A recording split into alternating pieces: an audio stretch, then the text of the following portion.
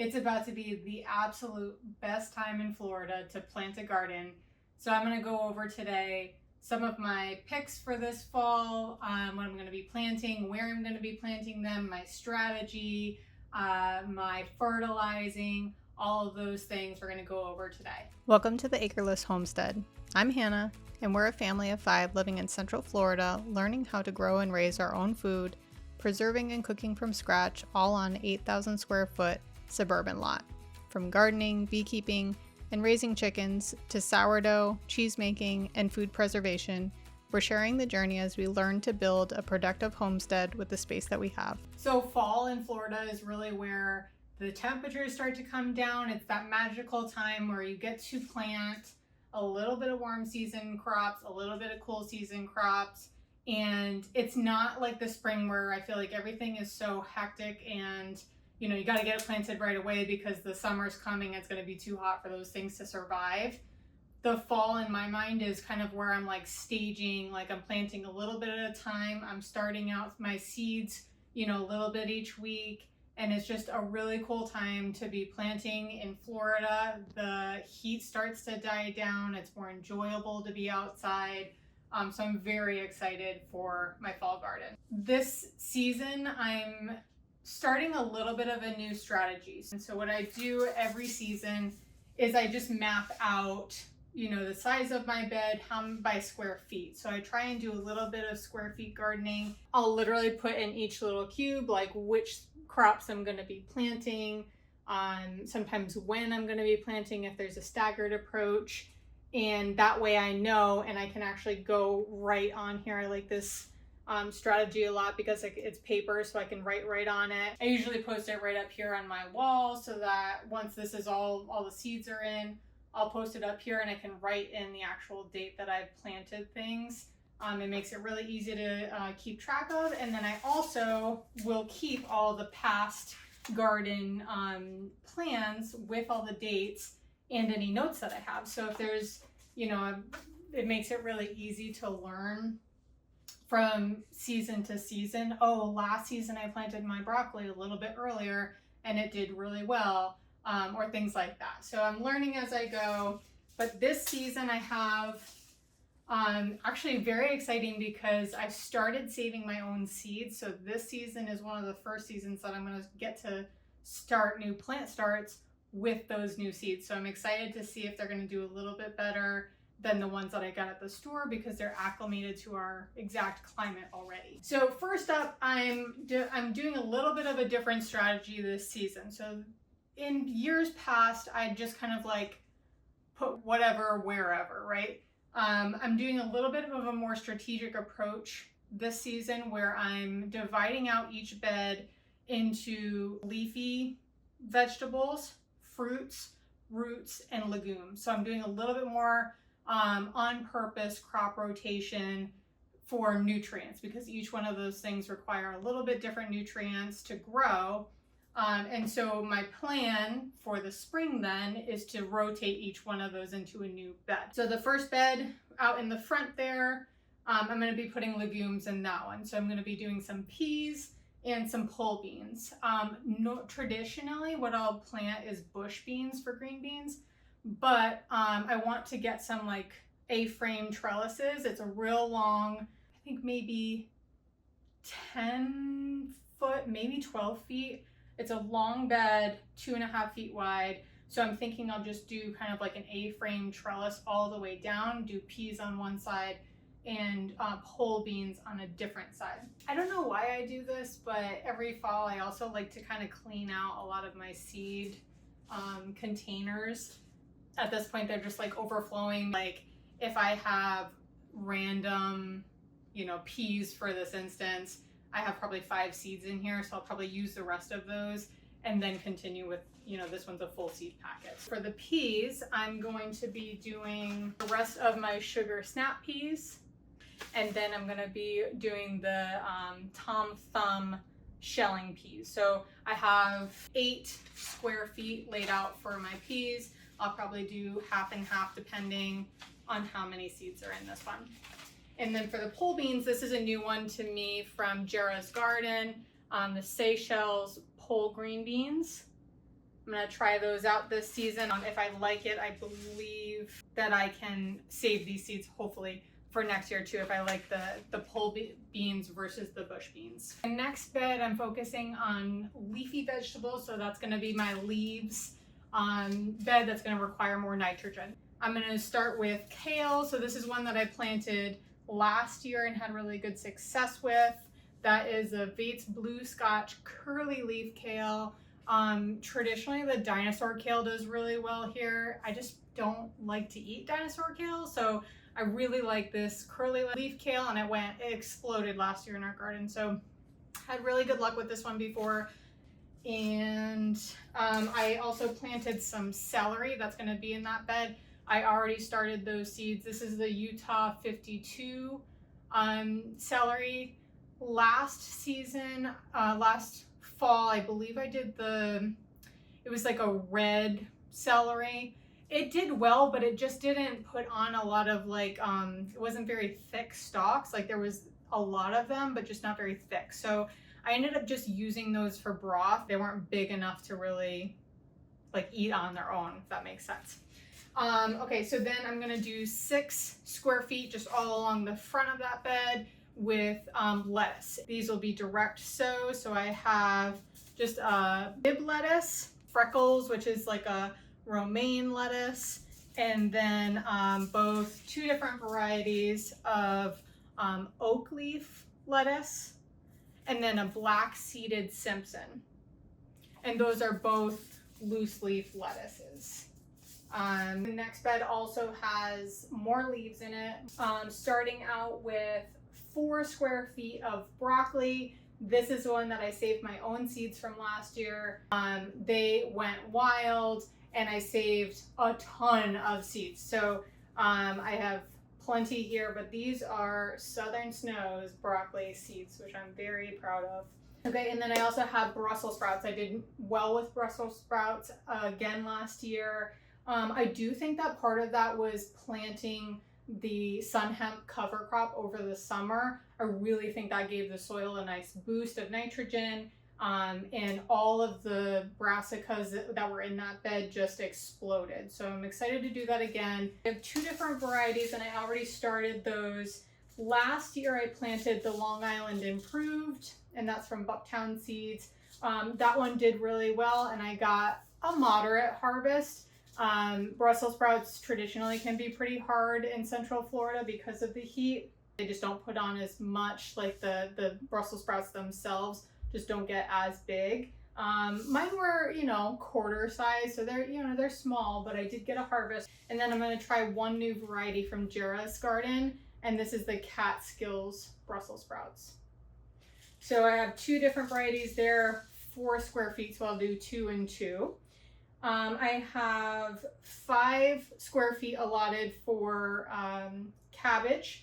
I did the Golden Acre cabbage last year. That one did really well. We made tons of sauerkraut and loved it. I also watched a video from Anne of All Trades recently that said that she actually freezes her cabbage. I haven't tried that before, but I do love to have cabbage.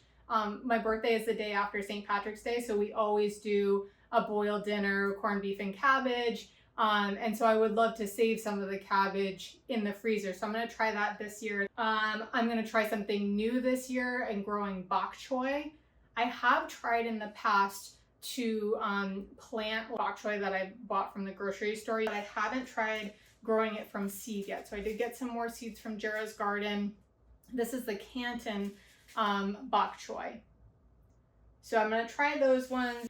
And then I also have 2 for arugula, your traditional arugula. So I have arugula and then also some spinach. I've done Bloomsdale spinach in the past and that's worked well for us. So we're going to try that again, 2 square feet of each of those. This next bed is all fruits, so it's going to require a little bit more potassium when it comes time to fertilizing. So for this bed, it's a slightly larger bed, which is why I chose it for the fruits first, because I do like to get your peppers, your tomatoes, all those kind of good things. And I do have 2 trellises that go alongside both of each side of that one bed. So I'm going to utilize both of those in this endeavor. On the left side, I'm going to be planting tomatoes. I planted a ton of tomatoes. I also, sell some to neighbors and friends and family. So I planted probably more than I needed, and I also just like to have that insurance policy in case some don't make it. Some of them are up to 2 years old. I'm not sure what the germination rates are going to be, so that's why I like to kind of plant a little bit more than I need. I had 3 varieties of tomatoes that I was just trying to use up. We have a Martina's Roma tomato, Principe Borghese, I think that's how you pronounce it. I'm told that this is the variety that traditionally is used for sun-dried tomatoes. So I've done that before. I didn't sun-dry them, I just dried them in the oven, but they tasted delicious. And then also a Blue Beach tomato. I have 2 from Jera's garden and a mystery one. This is the large cherry tomato. These ones I believe are indeterminate, so I'm going to try and climb those up that trellis. And then I also have a Homestead slicer. This one is new to me. I have not tried that one yet. And then also Floridade, which is a specific variety for Central Florida or Florida in general. And I have done that one before and had good luck with that. I planted tons of peppers. I'm excited about mostly bell peppers because as the weather gets a little bit cooler, I find that they have a better time, whereas the hot peppers do better traditionally in the heat. So I'm going to start with some of those hot peppers. I do have a jalapeno that we saved from our seeds. I'm hoping that each generation gets a little bit healthier and more resistant to pests, specifically in our kind of microclimate here. I have a Jimmy Nardello pepper. I also have a Poblano pepper. I have 4 varieties of bell peppers. I have a Canary bell pepper. And then California Wonder. I've had really good success with this one in the past. This one is from Florida Gardening. And then I have 2 from Jera's garden. I have a Yellow Monster and then an Emerald Giant. Those are both new to me, but from my understanding, like a bell pepper. So excited for lots of sweet peppers for the fall as we're kind of starting to taper down into the cold, kind of using that warm weather that we still can take advantage of. I do plan to plant some yellow crookneck squash. This is more of just like I want to fill the space, and I have a bunch of flowers planted in this area too, so I think the pollination will be good on these. So these are a new variety for us, and I'm going to try those out. So the other trellis on the other side of the bed, I'm going to plan to plant cucumbers on that one. Traditionally, I have really good luck with Ashley cucumbers and Space Master. I don't think I have any seeds right now, but I did buy some China Jade cucumbers. And these ones were from Jera's garden. They caught my eye because one, they're more adapted to our climate here. They're more of, they do better in the heat. So I'm going to plant these almost right away. And then it says that they're self-pollinating. So I'm very interested in this. I've never grown these before, but I will keep you updated on how that goes. All right, and this last bed that I have is all roots, so we're gonna be focusing on phosphorus for this one. I'm gonna be planting considerably more onions this year. I'm hoping to get a little bit more size. I have a few tips and tricks that I've been researching to get bigger onions. One of them, I'm just putting them in a bed with more sunlight.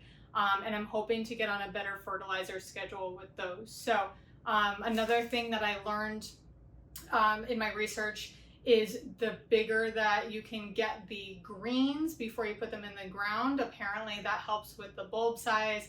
We'll see if that actually pans out. But I do have 2 different varieties that I'm going to be planting. One is a red grano, and then the other is a Texas 1015. Both are short day onions, which are good for southern climates like ours. But again, so this is an example of one that we harvested last, well, I guess this spring we harvested, but planted last fall. So you can tell that like the bulb size is not all that big. It's usable, but I really would love to add some size to those bulbs.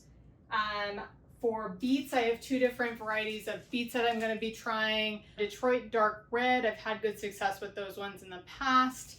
And then I'm also trying a new one of golden beets. I have 2 different varieties of radishes. One is a watermelon radish. You can actually almost do 2 plantings of them because they're so quick, maybe 30 days to harvest. And then the other one is an Easter egg radish. And then last but certainly not least, some carrots. So I have a Nantes, I don't know if that's how you pronounce it or not, but Nantes carrot. And then I got some locally grown from a farmer here, some rainbow carrots that I'm going to try out. If you have any tips and tricks for getting bigger bulbs onions and bigger carrots and bigger beets, bigger root crops in general, drop them in the comments. I'd love to hear what you guys have had success with in the past. I almost forgot, there's 2 more spaces that I want to grow in this upcoming season. One in October, which is going to be strawberries.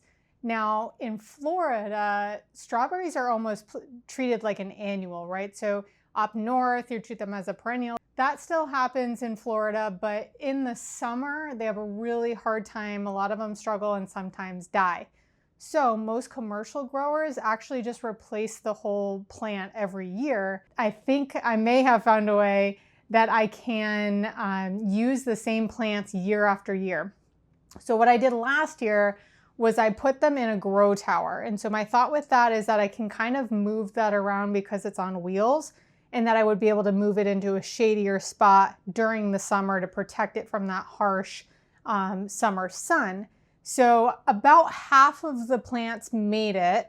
Who knows if the experiment is going to be as if they're going to flower or not in the fall. So we'll see if that works. But I am going to plant the rest of the spots that the plants didn't make it.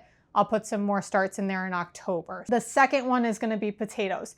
That's not going to be until somewhere between November and January. We'll be planting those. And I'm going to try something new this year where I want to put like make kind of a cylinder out of wire fencing so that there's airflow on the sides.